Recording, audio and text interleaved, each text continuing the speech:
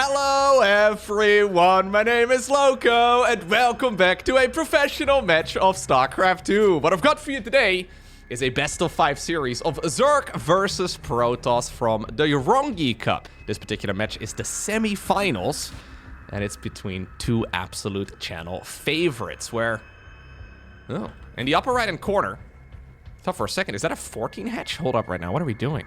What is this build order? We have none other than Solar. His opponent in the bottom left, playing in blue, we're looking inside of the main base of herO. This may have been a little bit of a mistake right here from Solar, or maybe it was just a 15 hatch. Either way, should be an absolute banger. herO, of course, somebody who knows all of the rules of StarCraft 2, but then he likes to throw them out of the window. If you're a fan of high-level StarCraft, I think it's pretty much impossible not to be a fan of herO, because this man, yeah, he likes to clown on his opponents. It's what he does. Now, sometimes it's a bit weird. Like, herO sometimes kind of looks like a Protoss with multiple personalities, because some days he wakes up and he plays like an absolute clown, and on other days, he just plays quintessential normal macro Protoss and he never hits a supply block. He never really has Zerglings run by into his bases. He just plays the most normal version of StarCraft that we've ever seen. So, with herO, you never really know. It does seem to be, though, that when there's, like, more money on the line, he plays more normal.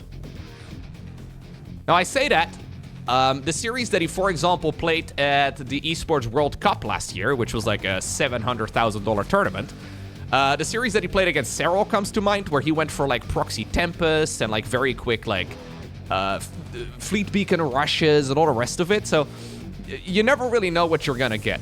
Solar, though, Solar normally plays very, well, standard Zerg mid-game, especially. He likes to just play defensively in the early game, and then he likes to throw stuff at his opponent in the mid-game.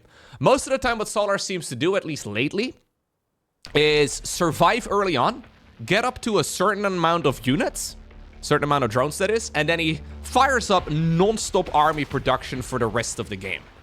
It seems to be very rare that Solar goes from droning into army and then back to droning.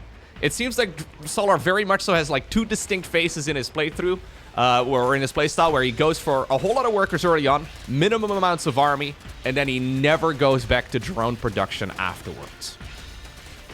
Let's see. Stargate opener for now, though. Very normal here for herO. Void Ray first?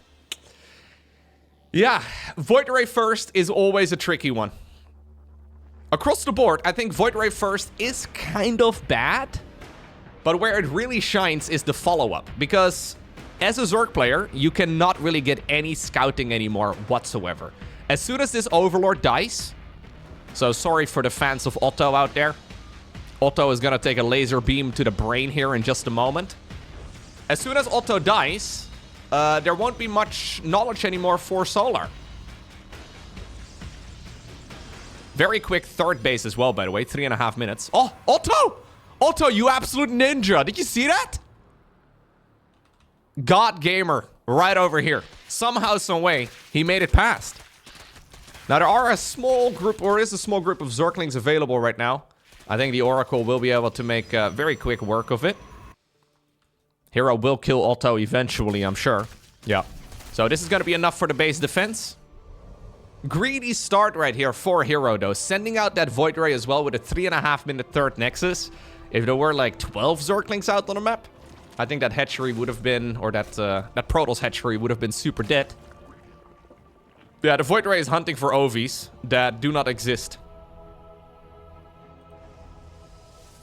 And you know what? Looks like not even Otto is gonna die to the Void Ray. Moment of silence here for just a moment, please. Thank you.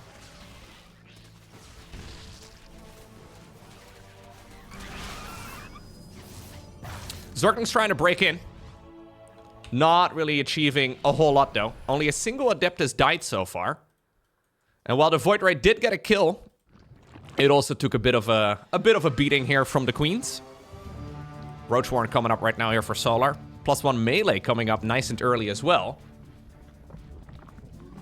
This used to be very, very common. Maybe it's just the games that I've been watching. But I feel like not a lot of Zerg players at the highest level have been going for this over the last couple of weeks. +1 melee is really powerful, especially against a Stalker-based follow-up. Now, in this particular instance, we do not have a Stalker-based follow-up. Instead, we've got +1 ground attacks with charge, and then also what looks like an Archon transition coming up right here for herO. A charge slot timing against Zerglings with +1 melee is really, really nice for Protoss. This is a counter here for Solar that shines specifically against... I mean, it's still not bad, obviously. But it shines especially here against Stalker-based follow-ups. And herO is going to be able to hit like an absolute truck. There is a Roach Warren at the very least, so that's not something that's skipped out on. No Baneling Nest. And not any Roaches available yet. Usually with a Roach Warren like this and the +1 melee timing, nice sniping here with the Oracles as well. Usually Zergs are just getting the Roach Warren as a, in case I really need a counter type of setup. You usually will produce a lot of Lings instead. And in this instance, not different either. He's going to go for a Spire here on the back of this. Solar really wants to get that Spire going. Flap the little Mutalisk wings. But I think herO is going to go for a bit of a push. Now, he is making some Photon Cannons here as well. A little bit odd. I guess he just wants to be safe. But I believe he wants to go for an attack. I mean, he's got 7 gateways. No, he starts up. Really? He starts this up right now? He had a really lovely attack lined up. Actually, one that could be extremely effective. But not the case. Not the case here. I guess maybe he's a little bit afraid for the... He did see the Roach Warren, so maybe he's a little bit afraid for the potential Roach transition. More importantly, though, for herO, he sees the Spire.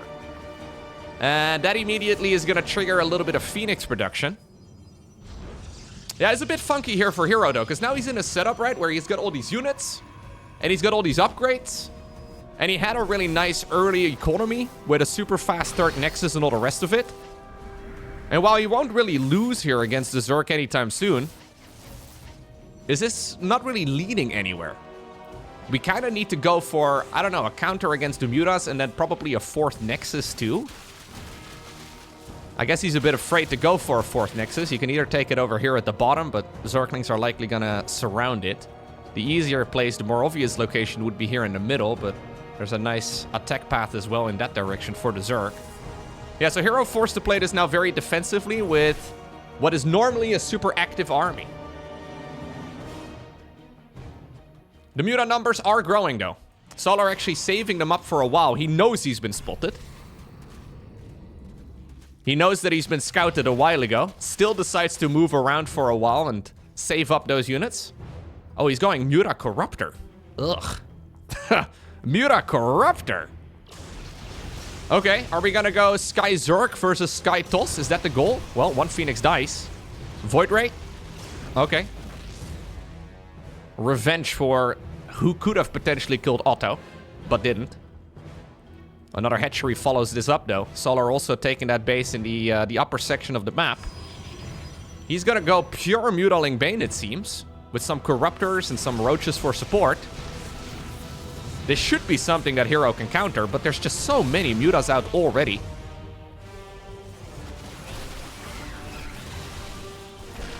Roaches and Zerglings trying to get a trade here, but they're certainly not gonna win against this type of army. Oh, Solar wants to jump in. He really wants to grab those Templar if possible. I would love to see Blink research here as well for herO, but he wants to go out of the creep right now? I don't know, man. I think this is the worst time to go out. Ooh, Zerglings around in the meantime on an Immortal. That's really good. Roaches also tried to swoop in. They don't quite get the damage done. Solar's playing a very aggressive game. This is a little bit different than the Solar we've been seeing over the last couple of months.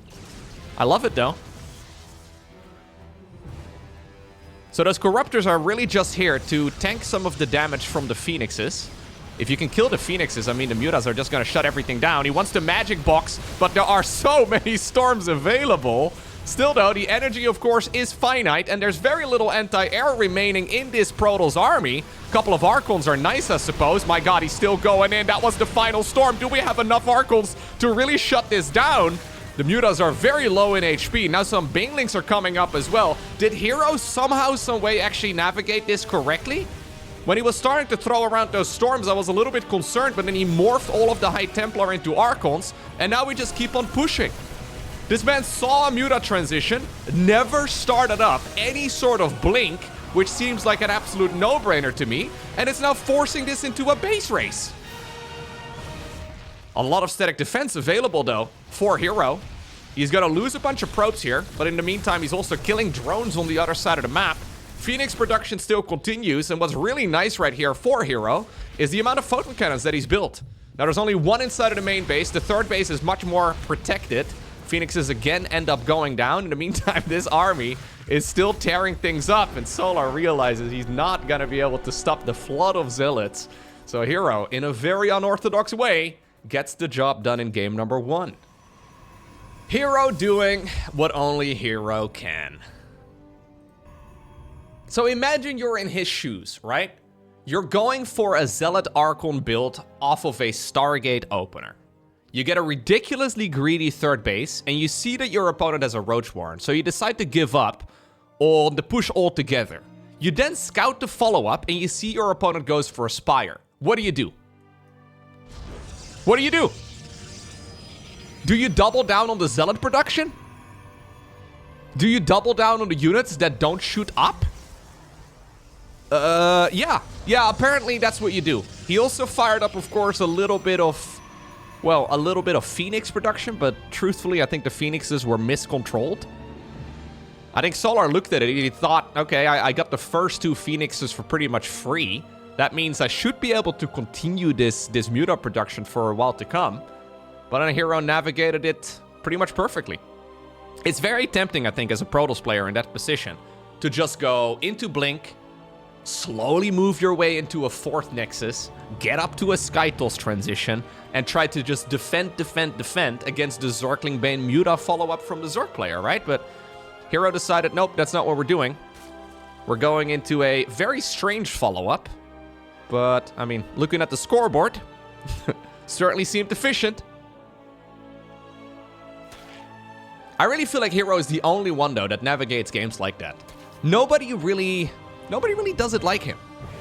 MaxSpecs, Classic, they would have followed that game up entirely differently. To be fair, they would have never really put themselves into that position in the first place. They would have navigated the early game differently, too. All right, well, where are we gonna take this game number 2?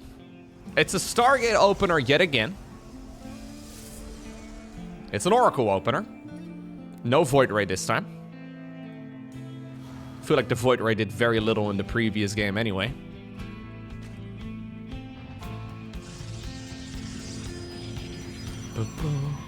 Oh no. Why would we do it like so? herO! There's a gap in your wall. I mean, there is always a gap in your wall, but like this pylon was supposed to be the plug. All right, doesn't matter.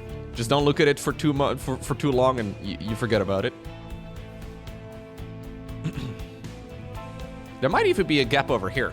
Like this is a gigantic hole right over here. There might even be a little Zergling squeeze right over here on the right side of this pylon too. Absolute disaster. There is a setting, by the way. herO, in case you're watching this, there is the display build grid setting. It's on by default. No, I know he's got it on. I've seen his first person view. He just doesn't really care. All right, the Zergling's going in around the site. Yet again, a very greedy 3rd Nexus. Not quite as greedy, though, as the one in the previous one. Normally, you put an Adept or a Zealot on hold position in the wall. Now, because of this, herO has been forced to either put like an Immortal or an Archon or a Stalker in there instead. A more expensive unit to occupy that little bit of space, and obviously Stalkers are much worse against Zerglings than a Zealot or an Adept would be. Just seems like a complex way to navigate the early game yet again. But let's see, does it matter? 3 drones end up going down.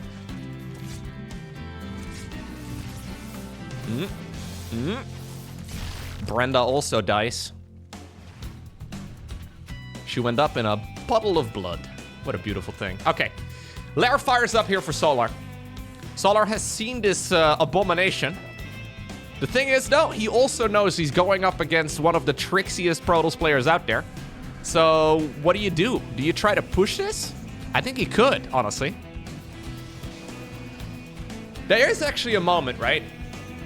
And ladder Zergs will know what I'm talking about. If you see a couple of things as a Zerg player on the ladder, first off, you see your opponent using a pylon as part of the wall off. Immediately, half the Zerg players will be thinking about a Baneling bust. It's such a good idea most of the time. Then you see this secondary pylon as well. You notice, okay, this wall is kind of a disaster. You could certainly push into this with some sort of early game aggression as a Zerg player and risk it. But I guess Solar being 1-0 behind in the series, he doesn't really want to take any chances.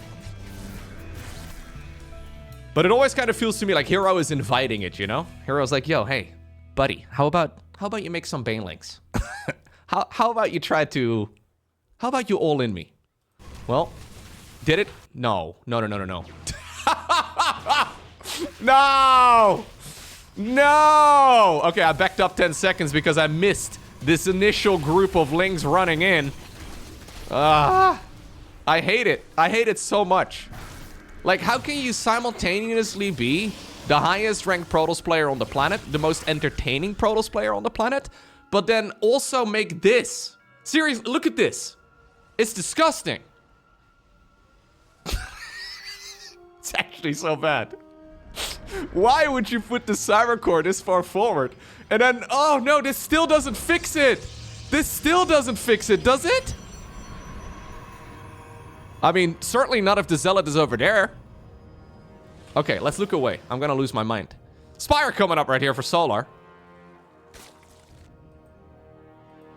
Additional gateways building right now here for herO. Obviously, though, those Zerglings that were produced were not free. So even though herO did take a bit of damage... well, I guess we'll see. No. Okay, he fixed it. Cyber Core now exposed.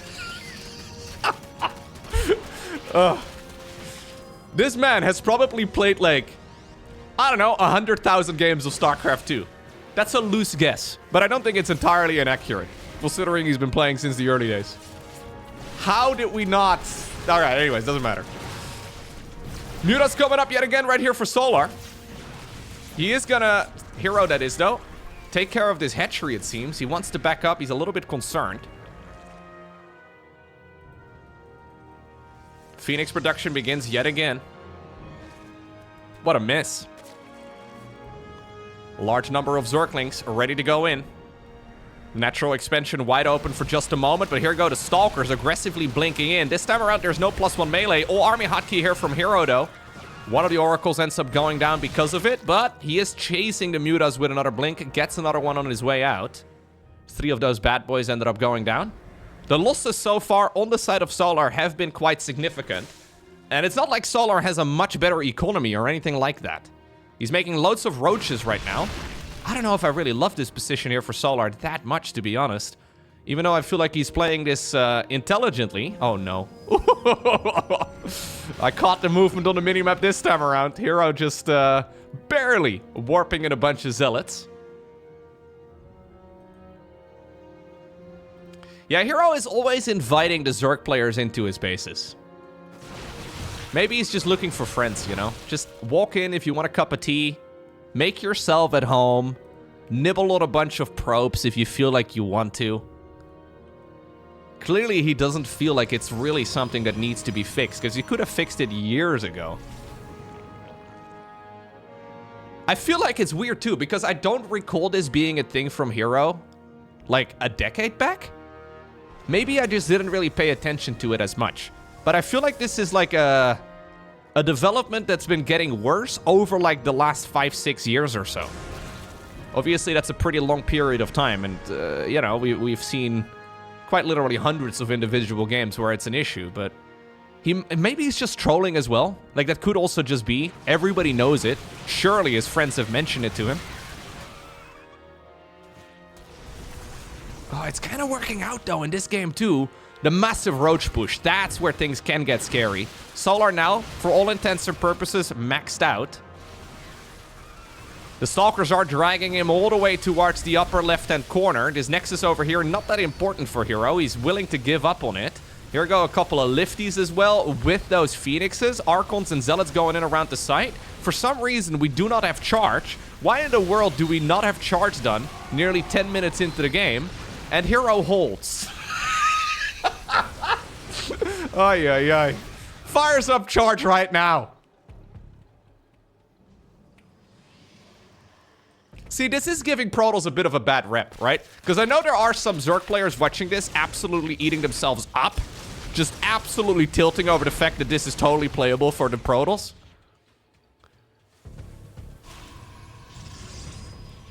The Stalker Micro, though, it needs to be said, has been excellent. While we can criticize many of the details, the groundwork here is solid. Now we have, well, Storm done as well. And while it's not really the best weapon of choice against Orochis, it's far from the worst. Well, that first Storm has done more damage here to the Protoss than it did to the Zerg, but at the very least it forced Solar to back up. A couple Corruptors up in the air yet again to try and go after some of the Phoenixes. Immortal production has kicked in. Solar still certainly has a fight in him, though. Next Storm is good. The next two Storms are good. Probably want to back up with the Zealots. Charge still not done. That's the end of all of the High Templar energy. Fight over here seems to be won by the Protoss. More and more roaches coming in. Now we have a superior eco, though, for herO. Like, in a weird way, he's the one swarming the Zerg player right now. Nice targeting there by Solar, but he does pay the price immediately. Now charge finally completes. And we're not really that far off of +3 ground attacks either. Immortal production has kicked in, and Solar started to fizzle out. Yeah. I think herO might just be doing it yet again in the most herO-esque fashion. If this whole StarCraft thing doesn't work out for him, he could definitely get a job at the circus. It's highly entertaining. I'm confused, excited. There's many words I could use to describe my current feelings, but I will leave that to your imagination. Nah, this is... It's kind of disgusting, too, in a way. Like, it's kind of gross. He goes for Fleet Beacon right now. Fleet Beacon, we continue Phoenix production. He wants to go and play Skytos from here. I kind of feel like we finally have an opportunity now to make a deep push onto creep. But rather than actually committing... maybe we want to go for the slow burn. Like, he knows that Zerg is up in a terrible position. He could probably attack move straight across the map and win. Solar still has a decent army, but really not a powerful enough one to really contest with that of the Protoss, I don't think. Although he's making it look like it's massive. Whole army hotkeying, the Phoenixes around together with the High Templar. They should really be on separate control groups. A Mama ship here would be just a nice little final piece to the puzzle. There is zero counter for Solar against it, but it's not a necessity at all. herO wins this game without ever really going across the map. Alrighty, and that takes us to the map Winter Madness. Match point right here for herO, and this time around, the man is sending out a probe right at the very start of the game. Okay, let's see. What can we do? Yeah, herO's games are so funny to me, because if you look at all the other pro gamers out there, all the top tier competitors, all the other like top 50 pro gamers, right? They are all very busy trying to shave a second off of their build here. Trying to shave a second off of their strategy there. They are really very much so treating StarCraft 2 like an Excel spreadsheet. herO, though, he is treating the game, get this, he's treating this real-time strategy game as a strategy game. I know. Isn't that wild? It does seem kind of crazy, though, to, like, mess up some of the fundamentals. Like, for example, the wall-off, but he also finished up +3 ground attacks at the same time as charge. That doesn't make any sense. Like, charge is a cheapy upgrade these days. It used to be 200. It used to be far weaker. It also used to be far stronger. But anyways, it's 100 minerals, 100 gas. It's an absolute no-brainer. It's such a powerful tool. The all-army hotkeying in the middle of the fight as well. It's another one of those things that really is insanely suboptimal. Like, when you see the Phoenixes move at the same time as the High Templar, it means that you basically have to tab or maybe control-click the High Templar in the middle of your screen or at the middle of the selection panel at the bottom in order to actually cast Storm. It's just messy. Yet again, though, herO is by far the most, well, accomplished Protoss player over the last few years. The man has been doing very well for himself financially. Yeah. You would imagine, though, like, if you are in herO's shoes and you do all of those, like, details really well, like his micro on the Stalkers, for example, was phenomenal. If you can play the strategies so nicely, shouldn't you then also tidy up some of the mistakes? Wouldn't it be beneficial to figure out how to wall efficiently? Wouldn't it be beneficial to get, like, little things like charge at the correct time? Clearly, he doesn't think so. I guess one thing, right, that is worth discussing is predictability. Solar, extremely predictable player. Not just him, though. That's pretty much all the top dogs. Not just the Zerg players. Classic, extremely predictable. Max Packs, extremely predictable with Protoss, too. herO, I'm fairly sure even herO doesn't know what he's going to do in this game. So how in the world, as the opponent, do you play against it? Void Ray first yet again. I genuinely believe that, like, herO oftentimes glances at the amount of resources that he has in the upper right-hand corner, and he's like, well, this game, I'm going Void Ray first. I want to believe that that's not the case, but I'm pretty sure that's what happens. He's like, well, I've got a whole lot of gas, better make some Archons. I would love to live in herO's brain for just like 10 minutes to figure it out.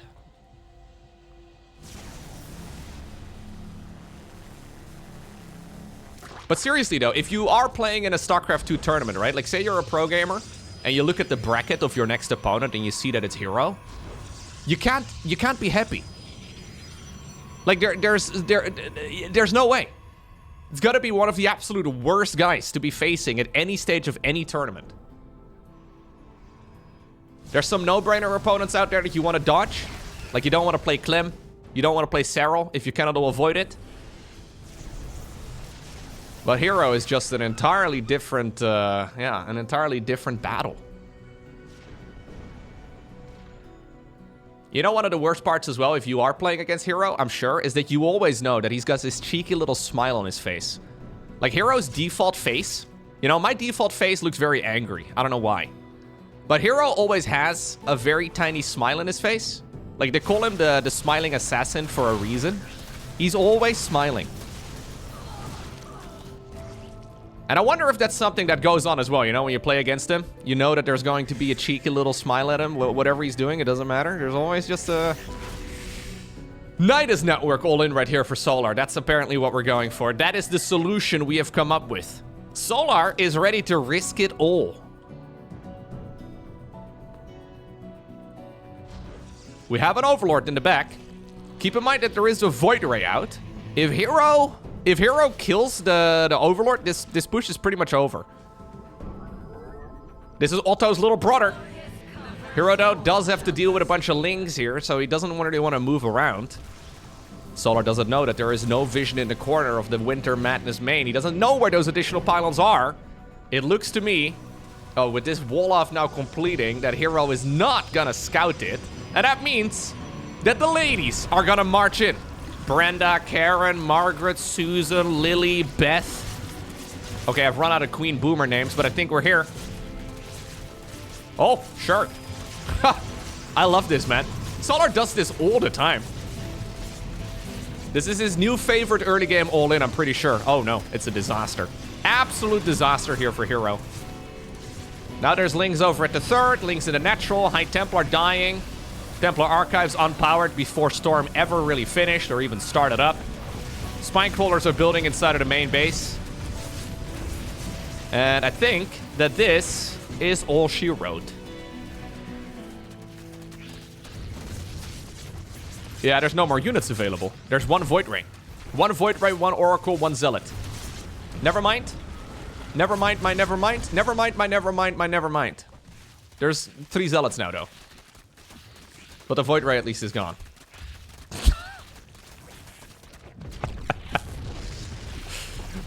Well, herO is here hoping that he can somehow, some way salvage the situation, but there is no way. GG.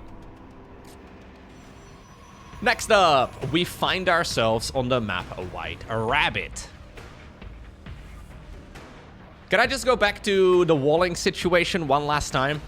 And then I'll shut up about it for this series at least. herO, he does it on purpose as well. He always plants down the first pylon lately as part of the wall off. Now, what's the advantage? Because it's the most vulnerable spot by far in your wall. First off, he's not afraid of baneling busts. If he sees his opponent going for some sort of baneling bust, it is something that he can navigate against really nicely, and there's a reason nobody plays it against him. On the ladder, I think it's a strong build. Not so much at this level. What's really nice, though, here for this particular setup, it's a little bit messy, but what's kind of nice here for herO is that he can wall this in now with a pylon and another unit, and it can allow him to then get a third nexus going without needing to make a second gateway to wall off the natural. The theory, at the very least, is that you can technically be greedier. And it is going to make this a little bit more complex right now for Solar. Like, Solar could be dealing with a 330 third nexus. Likewise, he could also be dealing with a more standard 350 third nexus. Likewise, he could also be dealing with something like a 4.5 minute third nexus.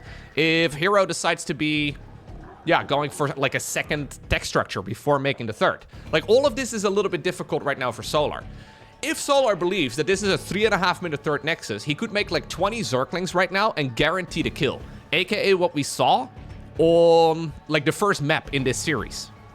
The problem is that herO doesn't really show what he's going to do. Like, he does this regardless of whether he wants to go for a greedy third. If Solar decides to make 20 Zerglings and then it's going to be like a 350 or even like a 4 or a 5 minute third nexus, those 20 Zerglings are effectively wasted and should have been 10 drones instead. It's a complex puzzle here for Solar to solve, and there is no right answer. Like, there is a little bit of rock, paper, scissors going on here.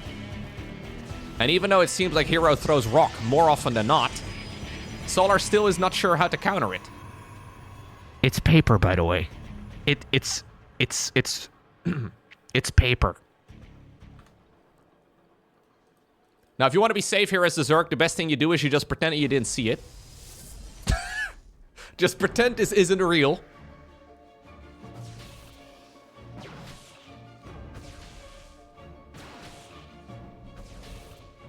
Couple of slings. Ooh, now this is nice though for Solar. You don't commit to it? Yeah, I think you commit to killing that Ling or that probe every time. Alright. Spore Claw is coming up now for Solar. Third Nexus now building for herO. Twilight Council on the back of this. Second Oracle is going to be done here momentarily.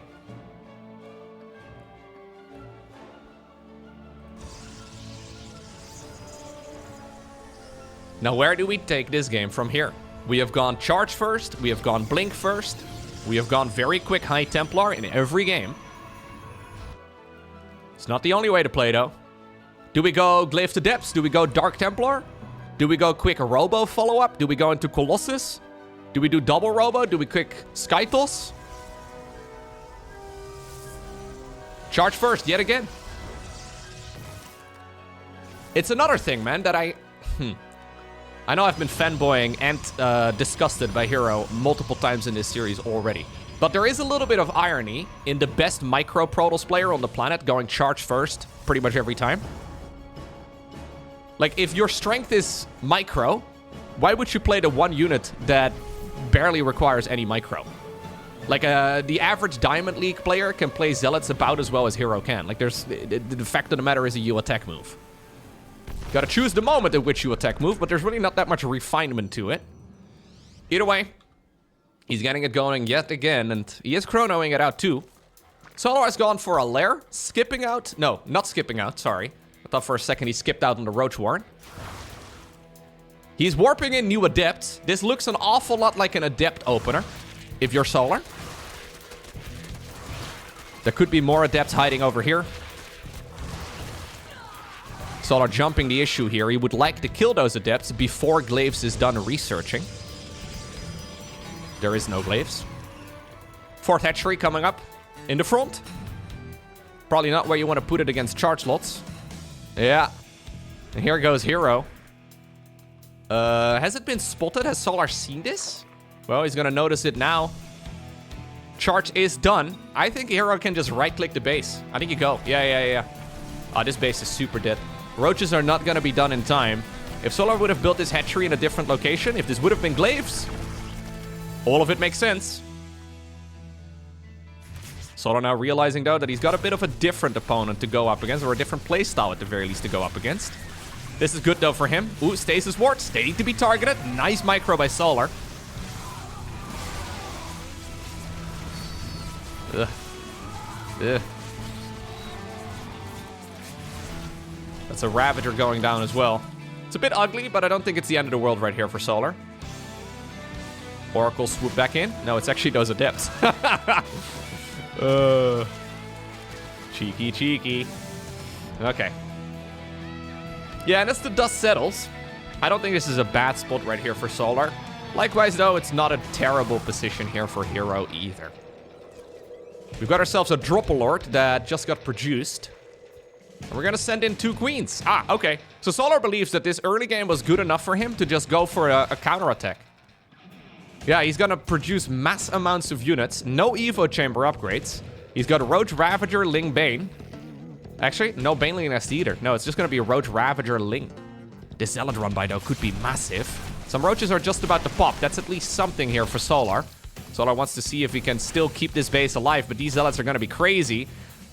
Well, the Queens are gonna arrive here in just a sec. Is there enough for herO to actually defend against all of this? Solar obviously got the job done with aggression in game number 3. Is he now gonna be able to achieve the same job in game number 4? This is an awful lot of Zerg available already, but the third base mining has been fully denied for like the half minute or so now. And that's gonna slow this aggression from Solar down. He's supposed to flood the map with reinforcements right here. Not the case at all.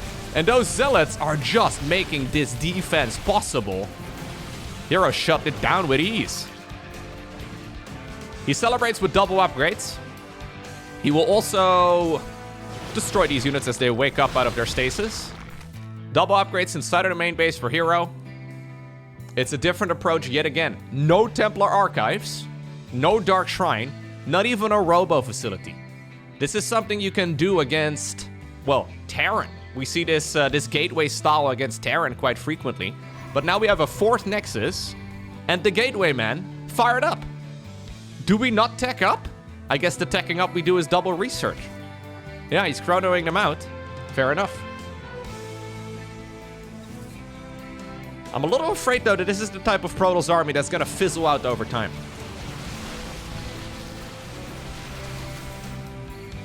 If Zerg gets higher tech out, like imagine Lurkers or something.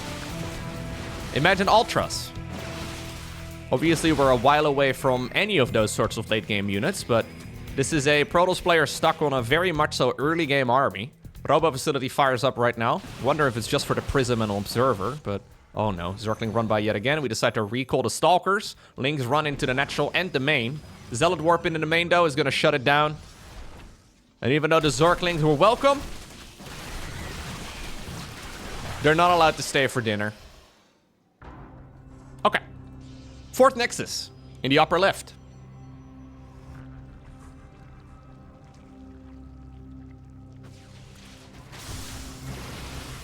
Solar actually just doubling down on the aggression. This feels a little brain dead to me. Like, I don't know. Maybe it's because I've just seen herO navigate so many times that he always seems to win it, but Solar is trying to now match herO with a very similar energy. He's just throwing, like, units at the problem, but he's doing it off of a smaller eco. Yet again, Zerglings did run into the base. Stalkers over at the front lines, though, are not really quite winning it. What's really nice here for herO is that even though he's losing a lot of probes, he has a double upgrade advantage. Solar has not made an Evo chamber of his own. He's very much so doing what I was trying to highlight in the very first game of this series, where he effectively made drones and now he never went back to any additional drone production ever again. He's just been making non-stop army effectively since the Queen March. Yeah, and herO is going to stabilize here.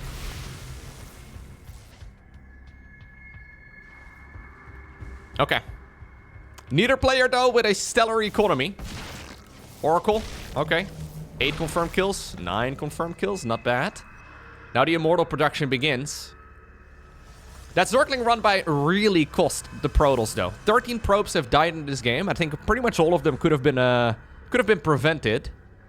So it's slowing down herO's eco significantly. If we look at the income advantage, yeah. Solar for the first time grabbing a little bit of an advantage there, like a reliable advantage. herO, though, has been making probes and army at the same time. We'll see if it's going to cost him, because those probes aren't free. Zergling run by, heads on over to the natural yet again. 3 Immortals that really should be part of the main army, man. Those 3 Immortals really should be killing roaches, not Zerglings. Solar swoops in. He's going to be able to go after the 4th Nexus. Ling's in the main base, getting killed by the heavy hitters here of the Protoss army.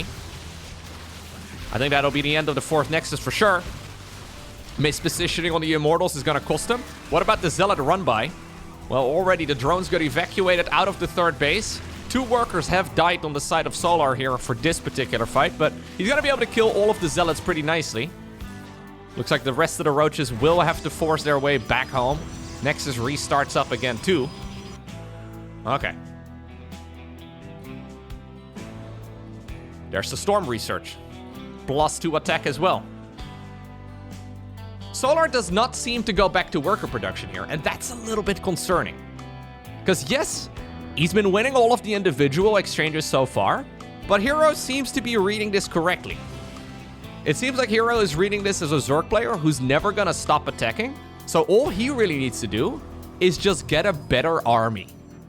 If he can get a better army out with better upgrades, maybe get Size Storm up, some nice splash damage. If he can get a better army out and then like max out, it'll be very difficult for Solar to stop it.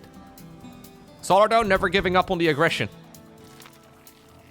He killed the 4th Nexus once. He wants to kill it the 2nd time around, too.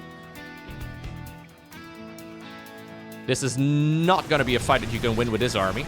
Oh, the High Templar are kind of exposed. What about the fight over here on the left? Looks like maybe this 4th Nexus is in trouble yet again. High Templar, the only units left behind here to get it with an Immortal. Kind of an ugly unit composition to be defending this. Actually, there's a 2nd Immortal there, too. What about the Immortals over here, though, in the main engagement? A couple of Queens joining in, too. This is going to be a hold right over on this side, I believe, here for herO. The fight over in the natural expansion is going reasonably well. Immortal getting the job done. And while a bunch of Templar died, I don't think that's a terrible exchange there for the Protoss. The Nexus lives. And we are talking about a 10% eco advantage here for herO. So as long as he doesn't lose too many units, as long as he keeps trading like this, the cost efficiency should go up over time for him. So therefore, if he just keeps this up, it should be a win. Solar has no upgrades.